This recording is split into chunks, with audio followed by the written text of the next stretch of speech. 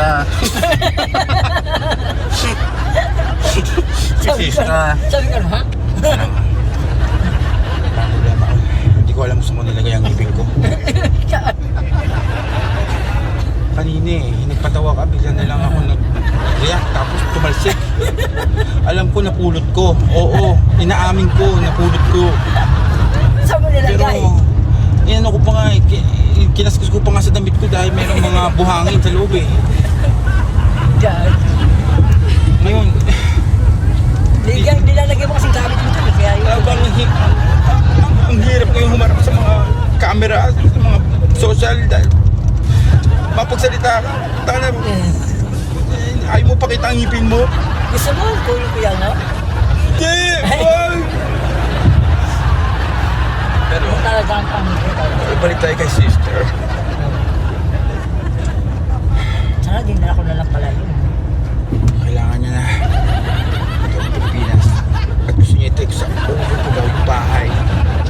Alam mo gano'n ka malaking responsible sa akin yun. Kanino pa na bahay? Kapatid ko, kay sister. Oh?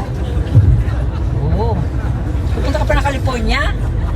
Eh, kailangan nila bumalik sa Philippines dahil meron silang bibili na bahay. Tapos ngayon itong bahay, kailangan ko pa i-take over. Alam mo, gano'n ang hirap ng daming application yun.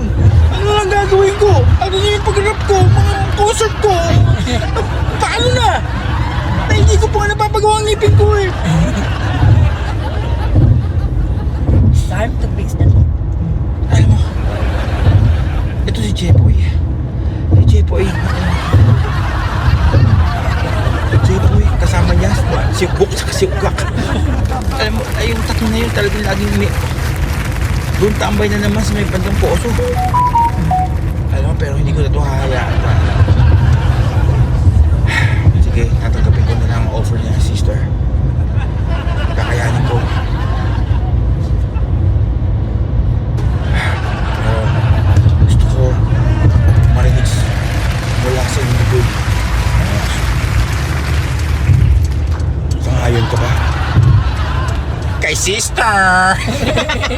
Hindi nga tol, Hindi. pagpapabawat sa bahay.